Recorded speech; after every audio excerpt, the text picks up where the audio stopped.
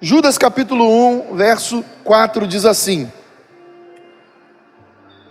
pois certos homens, cuja condenação já está sentenciada há muito tempo, infiltraram-se dissimuladamente no meio de vocês. Estes são ímpios e transformaram a graça de nosso Deus em libertinagem e negam Jesus Cristo, nosso único, soberano e Senhor. Queridos, esse texto que nós acabamos de ler, Deus, Ele com certeza vai trazer para nós nessa noite algo muito profundo, muito precioso em relação à palavra graça. Tanto que esse é o tema da mensagem de hoje. O tema da mensagem de hoje é lugares mais fundos na graça. E eu quero começar essa introdução falando com você o seguinte: eu cresci na igreja evangélica e a minha vida inteira eu ouvi pregações em relação à graça. E uma das coisas que nós carregamos sempre, principalmente aquele que nasce dentro do berço evangélico, é que graça é favor não merecido. E de fato, graça é favor não merecido. Nós, por conta do pecado, mereceríamos a morte, mas Deus nos dá graça. Nós merecemos condenação, mas Deus nos deu Jesus Cristo, nosso Salvador. Nós precisamos compreender um pouco mais sobre graça, e para isso nós temos que ir ao Antigo Testamento, porque algumas pessoas dizem que a graça só se deu a partir de Jesus Cristo. Mas nós precisamos compreender quando foi que a graça deu início no meio da humanidade.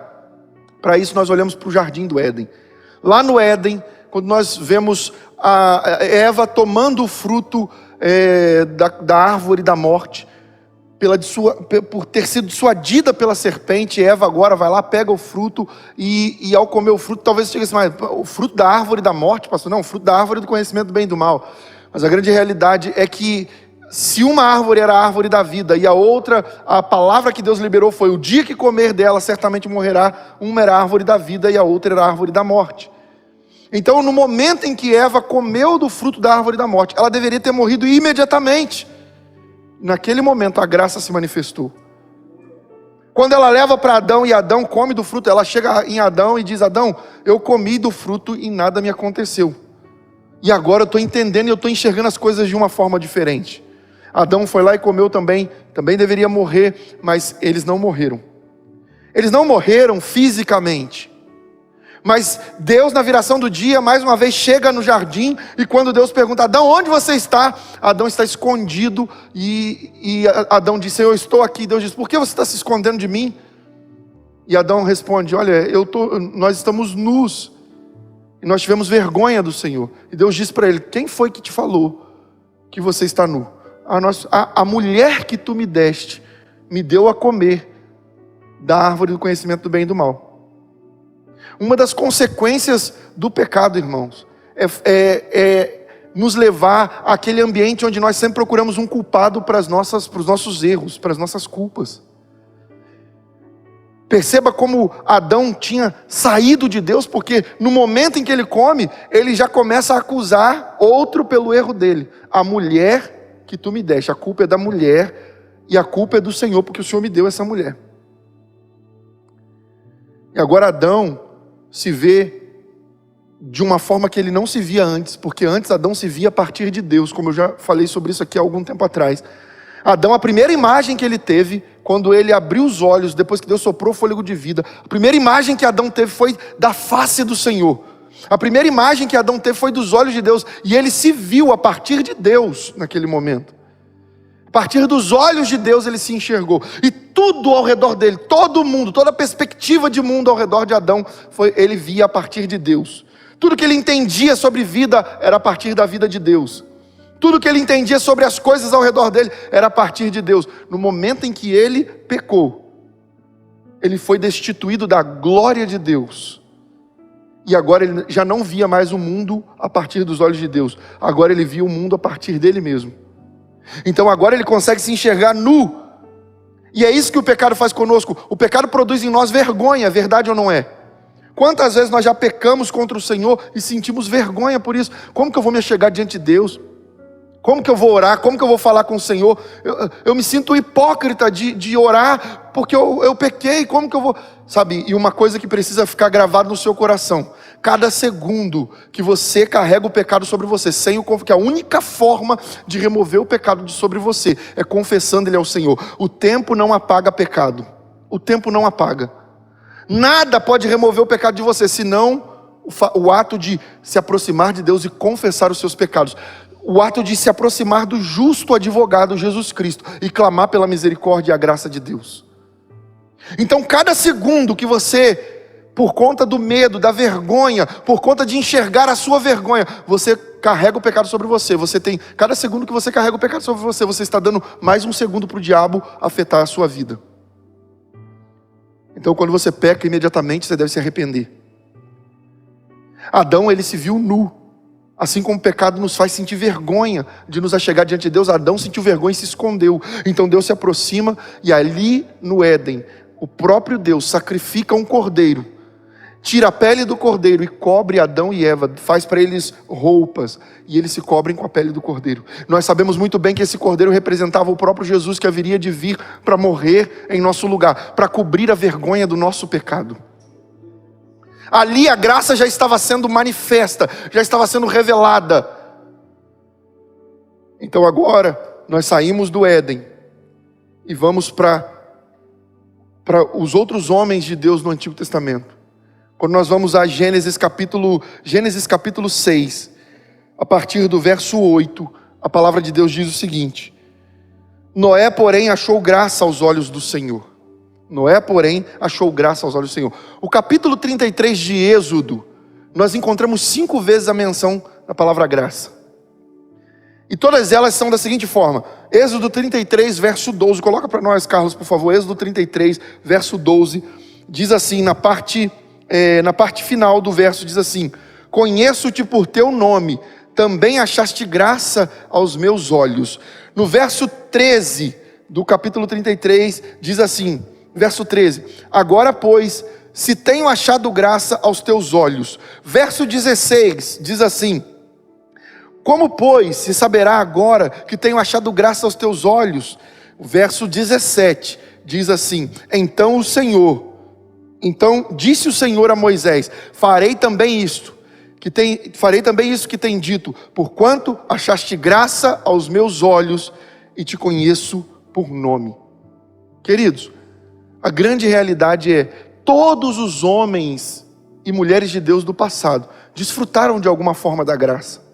E aí eu pergunto para você: foi pela lei ou pela graça que Abraão se tornou amigo de Deus? Foi pela lei ou pela graça que Abraão teve contato com Deus? Foi pela graça. A lei só veio muito tempo depois por meio de Moisés. Foi pela lei ou pela graça que Abel achou graça aos olhos do Senhor? Foi pela graça, não foi pela lei. Foi pela lei ou pela graça que Enoque foi transladado? Enoque se tornou amigo de Deus, ele andava com Deus, diz as Escrituras. E foi pela lei ou pela graça que ele caminhou com Deus? Foi pela graça, não foi pela lei, porque a lei nem existia nesse tempo. Foi pela graça. E se graça é favor não merecido, de fato esse é um dos significados da palavra, então como é que um homem, um ser humano, destituído da glória de Deus, poderia andar com Deus? Pela graça.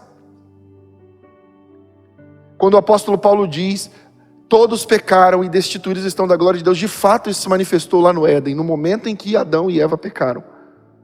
Mas esses homens e mulheres do passado caminharam com Deus, eles tiveram vida com Deus. O próprio Deus chama Abraão de Abraão, o meu amigo. Como ser amigo do Altíssimo, do Todo-Poderoso, senão pela graça? No tempo de Abraão não havia lei. Agora, quando nós olhamos para as Escrituras, nós vemos um homem que desfrutou, que pôde participar, que desfrutou das prerrogativas da graça que seria manifesta em cada um de nós. E o nome desse homem é Davi. Davi, ele foi a sombra do que nós iríamos ser no tempo da graça. Repara comigo a palavra do Senhor em 2 Samuel capítulo 11, verso 2. 2 Samuel 11, 2 diz assim: Uma tarde, Davi levantou-se da cama e foi passear pelo terraço do palácio. Do terraço viu uma mulher muito bonita tomando banho. E ali, irmãos, nós sabemos muito bem o que aconteceu. Davi se encantou por Batseba e Davi pede que trouxessem ela para ele.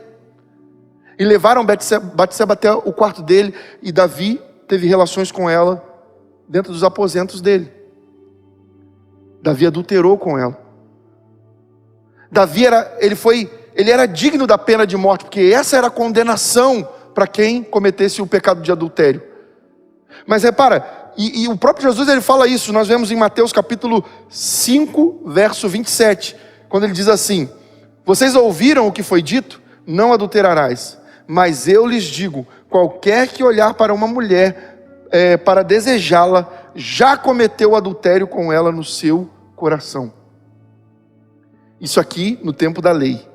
Davi adulterou com Batseba lá no tempo isso aqui no tempo da graça. Davi adulterou com Batseba lá no tempo da lei. Só que quando nós olhamos para o que aconteceu com Davi, nós vemos que ele viveu a condenação da graça, não a condenação da lei. E aí talvez você diga assim, mas a condenação da graça, mas a graça não condena. Não, nós estamos indo a um nível mais profundo de entendimento sobre a graça. E a graça condena sim. O salário do pecado deixou de ser a morte depois que a graça se manifestou de acordo com a consciência que se tem de graça? Não, o salário do pecado continuou sendo a morte. O salário do pecado continuou sendo a morte. Então, há condenação na graça.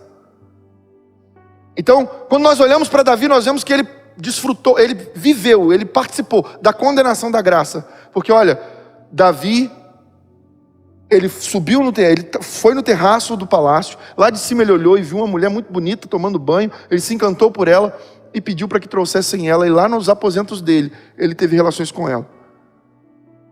Mas aí Deus vem por meio do profeta Natã, e aí nós vemos isso em 2 Samuel, capítulo 12, verso 11, que diz assim: assim diz o Senhor, de sua própria família trarei desgraça sobre você, tomarei as suas mulheres diante dos seus próprios olhos, e as darei a outro, e ele se deitará com elas em plena luz do dia. Você fez isso às escondidas, mas eu o farei diante de todo Israel em plena luz do dia.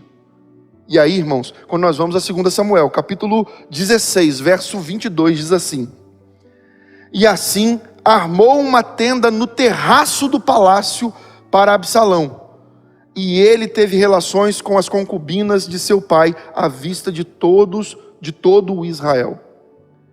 Queridos, olha, isso aqui é profundo demais. Porque onde foi que Davi adulterou com Batseba? Segundo a lei, ele adulterou com Batseba lá dentro dos aposentos, lá no quarto dele. Mas segundo a graça, o que Jesus disse: se um homem só olhar para uma mulher com olhar de cobiça, desejando ela, já adulterou com ela. Olha como Davi experimentou as prerrogativas da graça, porque lá no terraço do palácio, ele adulterou com ela no pensamento, ele adulterou com ela no coração. E lá no terraço do palácio, Deus colocou Absalão para poder cumprir a palavra de Deus. E lá foi montada a tenda, e lá Absalão se deitou com as 10 concubinas que Davi havia deixado no palácio, para poder cuidar do palácio. Davi foi participante das prerrogativas da graça, tanto na condenação, como na bênção. Porque repara uma coisa, no Salmo 51, Davi ele ora num dado momento, ele diz: não me afaste da tua presença, nem retire de mim o teu Santo Espírito. Mas o Espírito Santo ainda não tinha sido derramado sobre os homens. Lembra, lá no dia de Pentecostes, em Atos capítulo 2, foi que o Espírito Santo foi derramado sobre os servos do Senhor. Mas Davi já tinha sobre ele o Espírito Santo. E no Salmo 51, Davi faz uma declaração que revela algo mais profundo ainda para nós. Quando ele diz assim: contra ti pequei e fiz o que era mal perante os teus olhos. Davi tinha consciência de que o Espírito Santo habitava nele. E não importa onde quem tem o Espírito Santo de Deus peque, ele estará pecando sempre diante dos olhos do Senhor. Isso é algo que deve gerar em nós um temor muito grande. Agora, o que nós devemos observar aqui também, quando nós olhamos para tudo que nós já lemos aqui, tudo que nós falamos, é que todos os homens e mulheres de Deus do Antigo Testamento, eles viveram a graça de Deus de fora para dentro. Olha, nós vimos que Noé achou graça nos olhos do Senhor. Abraão achou graça aos olhos do Senhor. Moisés achou graça aos olhos do Senhor. Todos esses homens do Antigo Testamento viveram, desfrutaram, participaram da graça de fora para dentro, a partir de Deus sobre eles. Da mesma forma que Adão, quando abriu os olhos, viu os olhos de Deus, esses homens desfrutaram da presença de Deus quando eles se aproximaram do Senhor e eles encontraram graça aos olhos do Senhor. Mas Davi não. Como Davi era uma sombra do que nós seríamos na graça, Davi participou dessa prerrogativa da graça de dentro para fora, porque o Espírito habitava nele.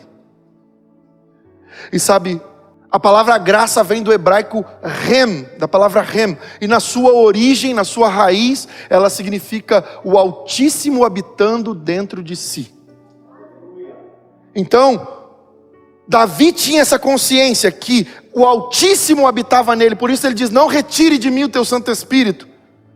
Então, se você tem a consciência que o Espírito Santo de Deus habita em você, e eu pergunto, o Espírito de Deus habita em você, amém ou não amém? Se o Espírito Santo de Deus habita em você, então a graça está aí dentro de você. A graça está dentro de nós. E se a graça está dentro de nós, nós podemos desfrutar dela. Mas nós também temos que ter a consciência da punição, da consequência dos nossos erros. Porque aquele a quem muito é dado, muito lhe será cobrado. Então repara uma coisa, Davi adulterou com Batseba, e o pecado deles gerou um filho. E a palavra de Deus diz que depois que o profeta Natã falou com Davi: olha Davi, você pecou contra Deus, você desprezou o Altíssimo, então agora essa criança que essa mulher está gerando irá morrer. E aí nós sabemos muito bem o que aconteceu. Davi orou, Davi jejuou, ele passou dias orando e jejuando, a criança nasceu, e olha, é interessante observar que Deus permitiu que a criança crescesse, e quando a criança chegou aos 2 anos de vida, ela foi tirada. Aqui nós vemos que a consequência do pecado produziu a morte de um inocente. A consequência do pecado de Davi produziu a morte de um inocente. A consequência do meu e do seu pecado também produziu a morte de um inocente. A consequência do pecado de Davi produziu a morte de um filho inocente. A consequência do meu e do seu pecado também produziu a morte de um filho inocente, o Filho do próprio Deus, Jesus Cristo, que estava sentado no trono de glória, se despiu de toda a glória, se fez carne, veio ao mundo, e o inocente morreu por pecadores como nós. A consequência do pecado, o salário do pecado é a morte. Mas Cristo morreu no meu e no seu lugar. Por isso, pela graça, nós somos salvos. Olha como a graça já estava no Antigo Testamento, ou melhor, em toda a história da humanidade. Porque quando alguém pecava no Antigo Testamento, a condenação era a morte. Pecou, existiam pecados que a consequência era a morte. O adultério era um deles. Haviam outros pecados cuja consequência era a morte. Então as pessoas eram apedrejadas, as pessoas eram enforcadas, e era essa a consequência do pecado no Antigo Testamento.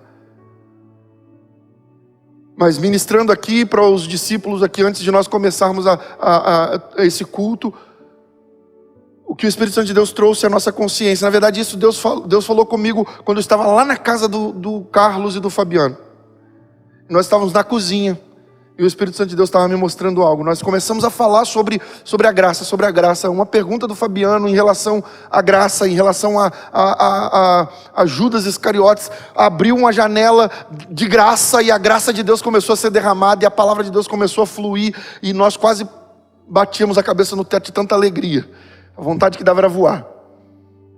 E uma das coisas que Deus nos falou foi: já era graça desde essa época, porque era necessário o sacrifício.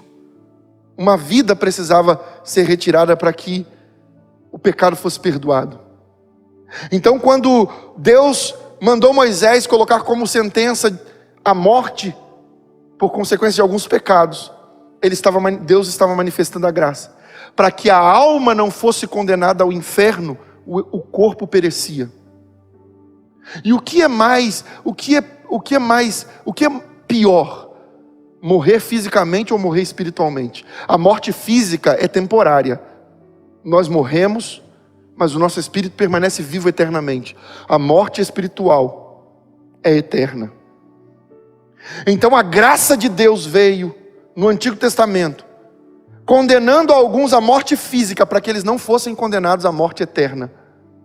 Deus, amando os seus filhos e filhas, os livrava da eternidade, de uma eternidade de sofrimento e morte, para que eles pudessem viver com o Pai na eternidade. Sabe, queridos, se o Espírito Santo de Deus habita em nós, a graça está em nós. Se o Espírito Santo de Deus habita em nós, nós temos tudo o que nós precisamos para desfrutar da graça. Se o Espírito Santo de Deus habita em você, há dentro de você o que é necessário para que você consiga viver longe do pecado que tem tentado te impedir de estar diante de Deus. Sabe por quê? Porque o pecado, ele produz a vergonha que nos afasta de Deus. Mas você precisa entender que o sacrifício já foi feito na cruz do Calvário, e agora, sabe, o cordeiro que foi imolado já cobriu você com o sangue dele, já cobriu você. Olha, Deus, ele nos recebe de novo na presença dele, porque o Cristo, Jesus, morreu em nosso lugar, o véu foi rasgado, um novo caminho nos foi aberto até a presença do Pai. Sabe, antes do sacrifício de Jesus, se um sacerdote entrasse em pecado no Santo dos Santos, ele caía morto. Antes do sacrifício de Jesus, as pessoas morriam fisicamente com uma sentença de morte para que a alma fosse salva. E aí, olha como isso é tremendo. Alguns viram e pensam assim: não, mas então hoje está mais tranquilo, porque se naquela época morria fisicamente para poder salvar a alma, hoje Jesus morreu em nosso lugar, então a gente não precisa morrer mais para poder ter a nossa alma salva. Nós não precisamos morrer mais para ter a nossa alma salva. Mas a grande realidade é que se nós tratarmos a graça de qualquer maneira, nós estamos pisoteando o sangue do Cordeiro de Deus, o sangue do Filho de Deus. E qual é a maior consequência? Ser condenado pelos seus pecados, ou ser condenado pela morte do justo que carregou o pecado de todos nós? A graça não veio trazer alívio para nos dar a permissão para viver no pecado. A graça veio nos dar a consciência de que o Altíssimo habita agora em nós. Lembra? Jesus disse: eu vou para o Pai, importa que eu vá, porque se eu não for, Ele não enviará o outro Consolador, o Espírito da verdade. O mundo não pode receber, porque o mundo não o conhece, mas vocês o conhecem, porque Ele habita no meio de vocês, e quando eu for, Ele estará em vocês para sempre. Tem alguém aqui que tem o Espírito Santo? O Espírito Santo de Deus habita em nós. Mas então, se o Espírito Santo de Deus habita em nós, nós temos que ter a consciência de que o sacrifício de um filho justo e inocente se deu por conta das nossas iniquidades.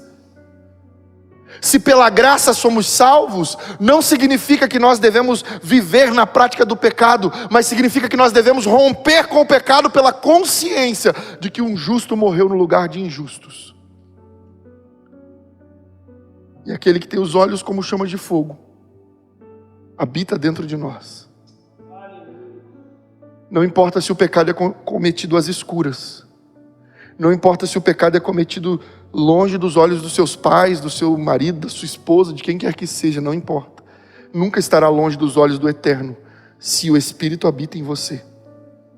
Olha o que a graça traz: a consciência e a responsabilidade de que rompamos com o pecado. Eu concluo essa mensagem lendo com você o texto de Tito, capítulo 2, vou ler dois textos aqui, o primeiro deles para conclusão, Tito capítulo 2, verso 11. Porque a graça de Deus se manifestou salvadora a todos os homens.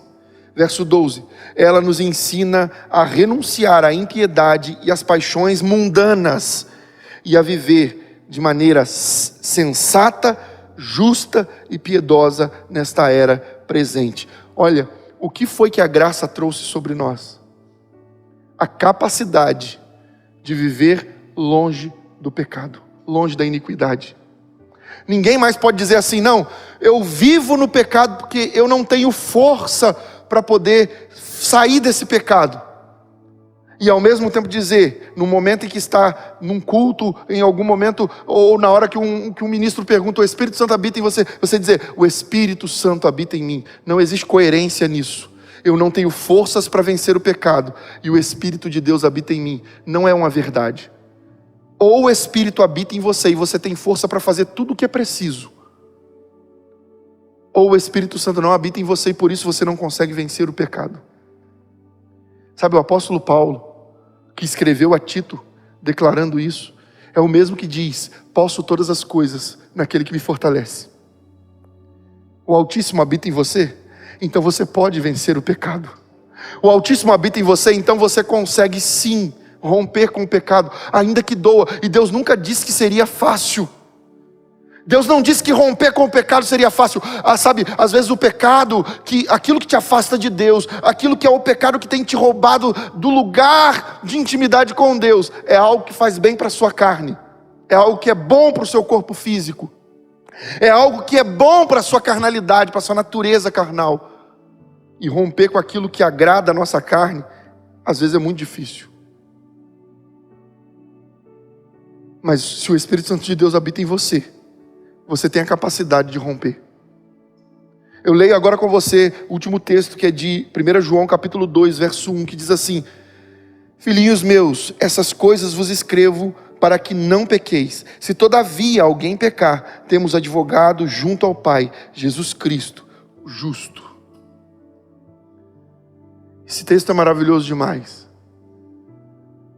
O apóstolo João, ele escreveu no capítulo 1, nos dando várias orientações para que nós não pequemos. Não pequeis, não pequeis, não peque, não peque, não peque. E aí chega no início do capítulo 2, ele diz, mas se você pecar, nós temos no céu um advogado, Jesus Cristo, o justo. E aí falando com os discípulos aqui, o Espírito Santo trouxe mais uma verdade que nos leva a lugares mais profundos na graça, no entendimento da graça. A palavra de Deus diz que nós devemos nos achegar ao trono da graça. Mas trono é lugar de juízo. Então parece incoerência dizer, se achegue perante o trono da graça. Mas a grande realidade é, o nosso Deus e Pai, Ele está sentado no trono de juízo. O justo juiz está sobre o trono. Mas nós temos do nosso lado um advogado, Jesus Cristo. Então não permita que o inimigo roube você do Pai. Não permita que o pecado te afaste do Senhor, rompa com o pecado. Sabe, ninguém aciona um advogado para poder cometer um crime. Alguém vai no advogado e fala assim, olha, eu vou matar um cara, e eu preciso que você já prepare a minha defesa. Não, as pessoas não fazem isso. Se alguém cometeu um crime, a pessoa procura o advogado, para que o advogado a defenda. A graça não nos deu o direito da gente, não, eu tenho alguns nos dias de hoje, são esses tais homens, que pervertem a graça de Deus, que negam Jesus Cristo, que negam o sacrifício do Senhor.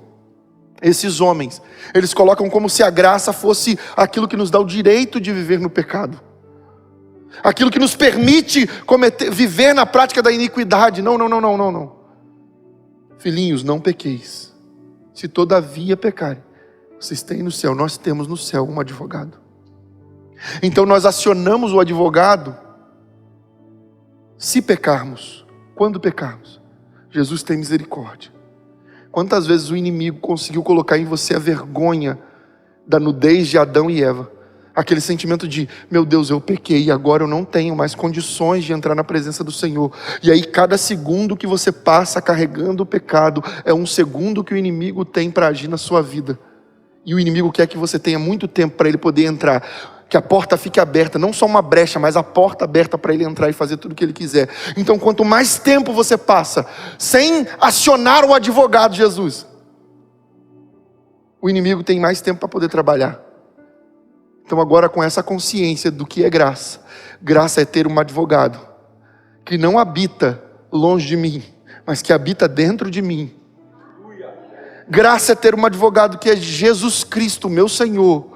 Agora o inimigo não tem mais autoridade, não tem mais poder, para depois que você falhar. E o que é pecado? Pecado vem da palavra grega amartíria, que significa errar o alvo. Você não quer errar, mas você erra sem querer, por algum fator Diferente de transgressão, quando você sabe que vai errar e erra mesmo assim. Diferente de iniquidade, que eu resumo iniquidade da seguinte forma: é a prática consciente e deliberada do pecado. É você viver na prática consciente e deliberada. Então, diferente de iniquidade e diferente de transgressão, pecado é eu não quero errar, mas por algum motivo eu cometi o erro, falhei contra o Senhor. Então você aciona o advogado, clama pela misericórdia. Pastor, mas e eu que cometi transgressão contra Deus? Eu transgredi a palavra de Deus, transgredi a vontade de Deus, a lei de Deus. O que eu faço? Aciona o advogado hoje. Jesus está aqui nessa reunião, Jesus está aqui. Nós estamos no lugar de graça nessa noite.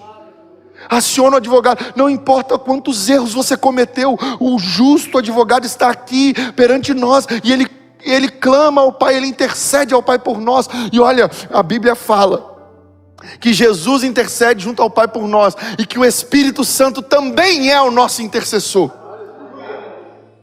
Então nós temos Jesus intercedendo por nós, sentado à direita do trono de Deus o Pai, e nós temos o Espírito Santo que habita dentro de nós, sentado no trono de governo da nossa vida, que também intercede por mim e por você. Então entre no lugar de graça, desça nesse lugar mais fundo da graça. O que é graça? Graça é um favor que eu não mereço. E qual é o maior favor que eu não mereço? Ter o Altíssimo habitando dentro de mim. Isso é graça.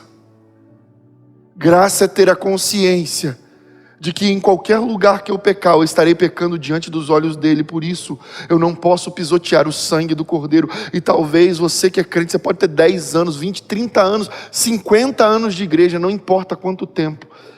A Bíblia diz que nós devemos viver uma renovação de vida, uma transformação por meio da renovação do nosso entendimento. Então, se você está recebendo um renovo de entendimento nessa noite, entre nesse lugar mais profundo. E eu quero convidar todos os que estão recebendo a consciência do Espírito Santo, de que é necessário acionar o advogado hoje. De que diante dessa audiência que nós estamos perante o Senhor, olha, nós cantamos, eu entro no santo dos santos, por teu sangue eu posso entrar. Nós cantamos a grandeza do nosso Deus, nós cantamos que Ele é o alfa, Ele é o ômega. Nós entramos na sala do trono, agora estamos diante do trono da graça de Deus, e precisamos clamar pela misericórdia, para que esse tempo não seja apenas mais um tempo, mas que nós vivamos uma nova vida a partir de hoje, com a consciência da graça. Sempre foi graça. Mesmo antes de você conhecer Jesus, sempre foi graça. Pensa, Daniel, quantas vezes o inimigo podia ter ceifado a sua vida, mas a graça estava lá para te alcançar. Pensa, Silas, quantas vezes, pensa, Amanda, pensa, Ronaldo, quantas vezes nos seus pagodes da vida o inimigo poderia ter te roubado de Deus, mas a graça sempre esteve lá.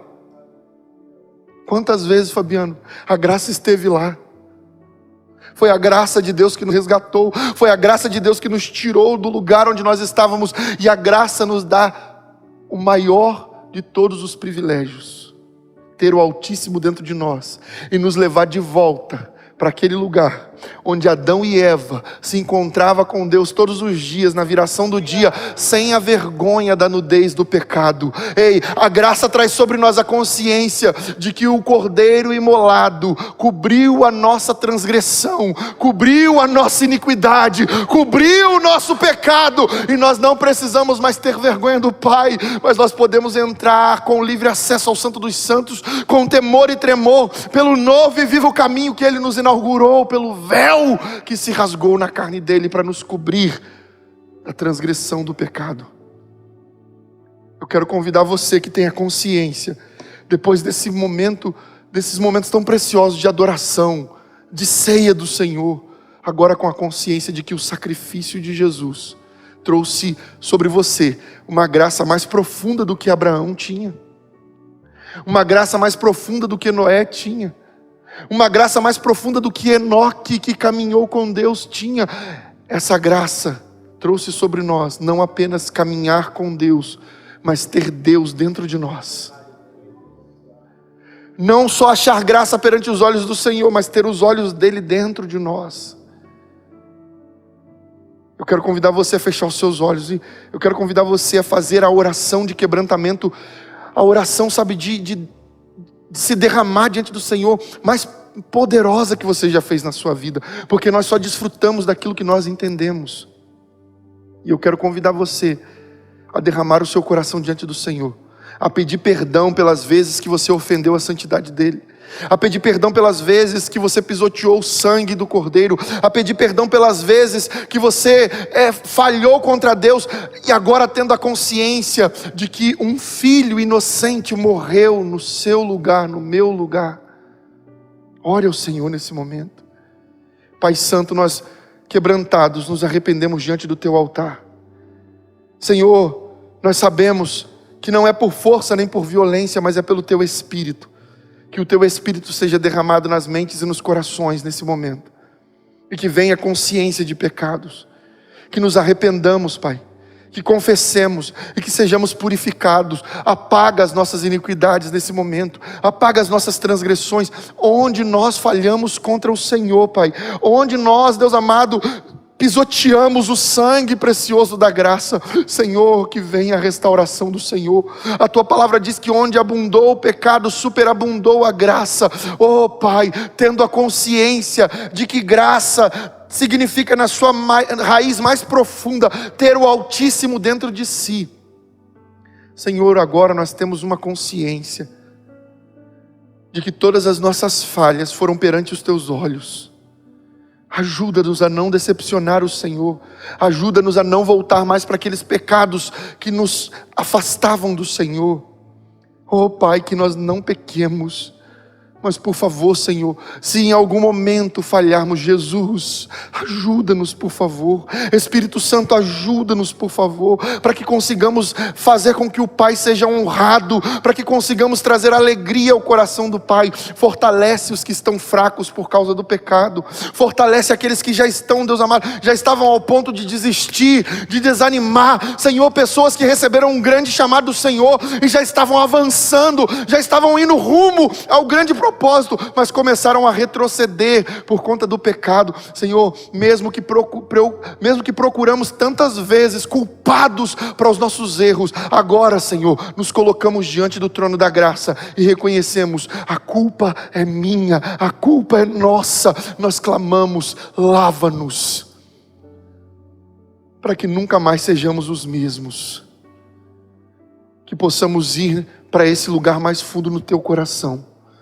E que por meio dessa palavra retornemos ao jardim, retornemos ao tempo de intimidade que a humanidade tinha com o Senhor, retornemos àquele lugar onde Adão e Eva comiam da árvore da vida e recebiam vida em si. Que possamos nos alimentar da vida do Senhor e possamos ter vida e vida em abundância, Pai.